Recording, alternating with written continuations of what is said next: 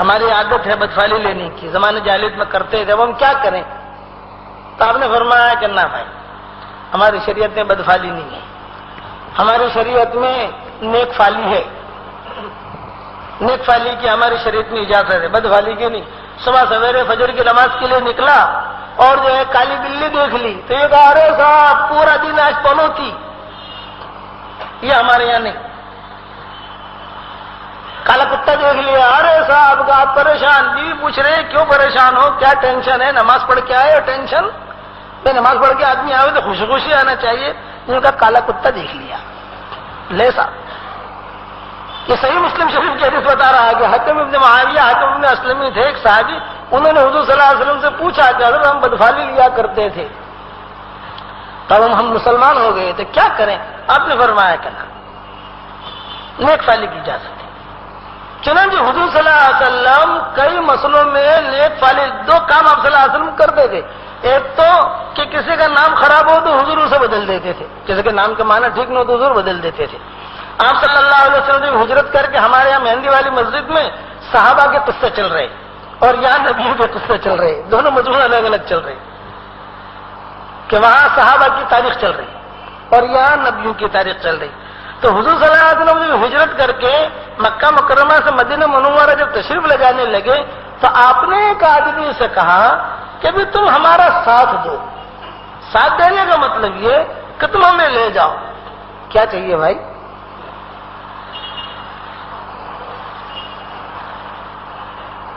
خیریت سے ہو؟ تو حضور نے فرمایا اس ایک آدمی سے کہ دیکھو ہمارا تم ساتھ دو۔ اگر کیا ساتھ چاہیے آپ کو، یہ غور سے سننا، آپ صلی اللہ علیہ وسلم کیسی تدبیر سے۔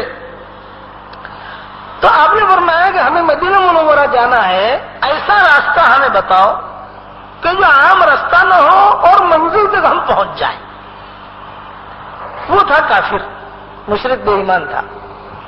تو اس نے کہا میں آپ کو ایسے راستے سے لے جاؤں گا، لیکن ایک اس میں گھاٹی آتی ہے، اس کا میں گارنٹی نہیں، اس کی گارنٹی نہیں دیتا۔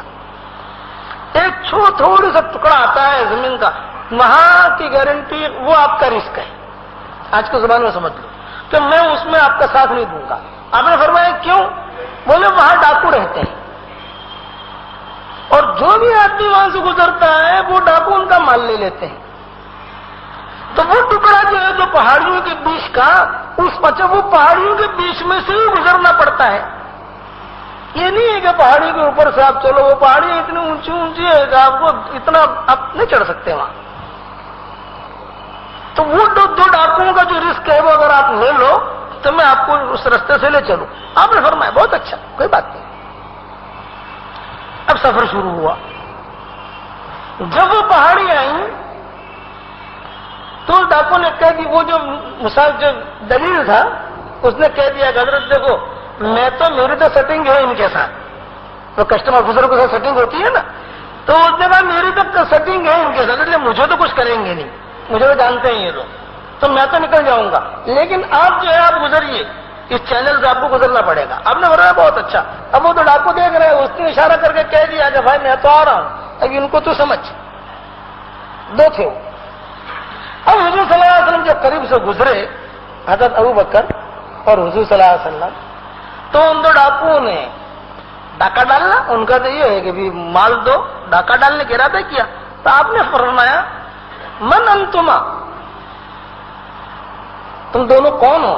تو انہوں نے کہا نحن مہانان۔ مہانان کا مطلب ذلیل لوگ، نحن مہانان، ہم تو مہانان ہیں۔ تو آپ نے وہی نیچے سے جواب دیا لا بل انتما مکرمان، لا بل انتما مکرمان، نہ تم مہانان نہیں ہو، تم تو عزت والے ہو، بھلے ہو۔ وہ نام بدلا حضور۔ جب حضور صلی اللہ علیہ وسلم نے ان دونوں کو عزت والا کہا تو وہ دونوں کہنے لگے کہ لوگ تو ہمیں گالیاں دیتے ہیں، کم بخت ڈاکو ہے، خراب ہے، شرابی ہے، کبابی ہے، یہ آدمی تو ہماری عزت کر رہا۔ وہ دونوں ڈاکو نیچے آ گئے اور حضور سے کہا کہ حضرت کچھ پانی آپ کو پلا دیں، آپ کی خدمت کریں، آپ تو آپ نے فرمایا نا اللہ کا شکر ہے میرے پاس الحمدللہ سب چیزیں، بس میں تو خالی اتنا کہتا ہوں کہ تم تو بھلے لوگ ہو اور میں بھلائی کی طرف دعوت دیتا ہوں اور میں تمہیں بھی دعوت دیتا ہوں۔ تو ان دونوں نے کہا کہ آپ کیا دعوت دیتے ہو؟ آپ نے فرمایا کلمے کی۔ وہ کلمہ کیا ہے؟ کلمہ ہی ہے۔ تو وہ دونوں کو دونوں رضی اللہ تعالیٰ عنہ بن گئے وہاں۔ یہ نام بدلتے تھے حضور صلی اللہ علیہ وسلم اور نیک پالی لیتے تھے ہمیشہ۔ حضور صلی اللہ علیہ وسلم جو ہے وہ نیک پالی، تو صحابی نے پوچھا حضور صلی اللہ علیہ وسلم سے کہ ہم بدفالی لیتے تھے حضرت کیا کریں؟ آپ نے فرمایا نا اس کی اجازت نہیں ہے۔ پھر وہ صحابی نے کہا کہ حضرت ہم جو ہے علم نجوم کے ماہر تھے، کچھ ستاروں سے کچھ چیزیں ہم حاصل کرتے تھے، کبھی ہاتھ دکھاتے کبھی یہ کرتے، اب ہم مسلمان ہو گئے ہیں تو اب وہ چکر بھی رکھیں یا وہ بھی چھوڑ دیں؟ تو آپ نے فرمایا کہ نہ وہ بھی حرام ہے، بس اللہ کے ایک نبی کو یہ علم دیا گیا تھا، حدیث میں نام نہیں آتا ادریس علیہ السلام کا، خالی اتنا مسلم شریف کی یہ حدیث ہے، پہلے معذرات وہاں دیکھ لیں کہ اللہ کے نبی کو ایک علم دیا گیا تھا اور وہ علم جو ہے وہ اٹھا لیا گیا، اور وہ علم ایک نبی کو دیا گیا تھا، پھر اس کی تشریح علماء نے لکھا ہے، اکثر محققین اور محدثین نے لکھا ہے کہ وہ حضرت ادریس علیہ السلام تھے اور وہ علم ان کے پاس بطور معجزے کے تھا، ایک معجزہ تھا ان کا، جیسے عیسیٰ علیہ السلام کا معجزہ تھا مردوں کو زندہ کرنا، یہ ان کا معجزہ تھا کہ کوئی اندھا ہو تو وہ اندھے کالے ہاتھ پھیر دے گے تو وہ اندھا جو ہے وہ ٹھیک ٹھاک ہو جائے، تبرئ الاکمہ والابرص، کہ کسی کو کوڑ کی داغ کی بیماری ہے وہ چلا جاتا تو عیسیٰ علیہ السلام خالے ہاتھ پھیر دیتے تو اس کی طبیعت ٹھیک ہو جاتی۔ ایک آدمی مرنے کے بالکل قریب ہے، رشتہ دار چلے جاتے بھئی یہ مر رہا ہے بہت بیمار ہے، وہاں چلے جاتے، اور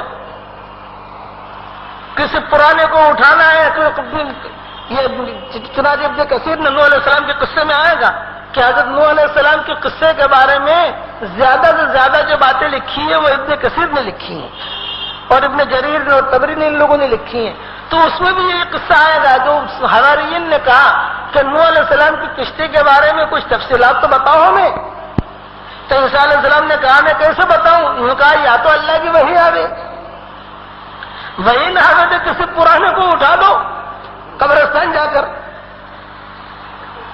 کسی پرانے کو وہ بتا دے۔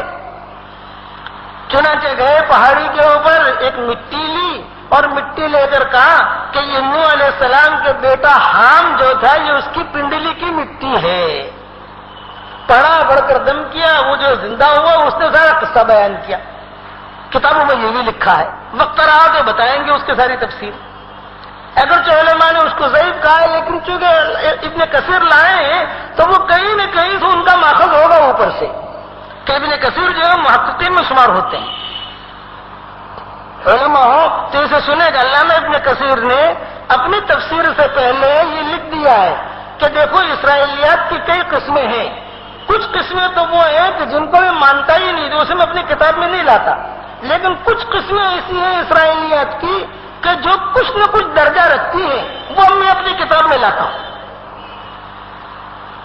کہ اپنی کتابوں میں ایسی چیزیں نہیں لاتا کہ جو بالکل معتبر نہ ہو، کہ کچھ نہ کچھ کہیں دایاں بایاں مجھے ملے گا میں اپنی کتاب میں داخل کروں گا اس کو۔ تو میں یہ عرض کر رہا تھا کہ شیس علیہ السلام تو خیر ہی خیر اور ادریس علیہ السلام تک بھی خیر ہی خیر۔ اب حضرت ادریس علیہ السلام کا جب انتقال ہو گیا، اب اللہ کا نبی دنیا سے چلا گیا، اب وہ روئے زمین پر کچھ نیک لوگ بھی تھے کچھ برے لوگ بھی تھے، بھلے برے دونوں ہوتے ہیں۔ تو مورخین نے لکھا ہے کہ کچھ لوگوں نے یہ کہنا شروع کیا کہ صاحب یہ بھلے بھلے لوگ تو مر رہے ہیں، اب کچھ نہ کچھ جو ہے صاحب کم سے کم ان کی تصویر بنا کے رکھ لو گھر میں، تصویر بنا کے رکھ لو۔ تو تصویر بنا کے رکھی، اس کو پوجنا مت، باپ دادا نے کیا کہا کہ اس کو پوجنا مت، خالی تصویر رکھ لو، کم سے کم اپنے مولوی صاحب یاد تو آتے رہے، وہ اپنے مولویوں کی یادی میں یا اپنے پیروں کی یادی میں بڑوں کی یادی میں تصویر گھر میں گیا ہمارے مولوی صاحب کے ساتھ۔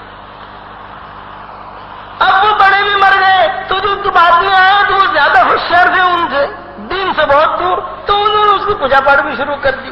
اب وہ پوجا پاٹ ہوتے ہوتے وہ بت چلے، سب سے پہلے یہ بت عرب میں پہنچے اور عرب سے ہندوستان میں آئے۔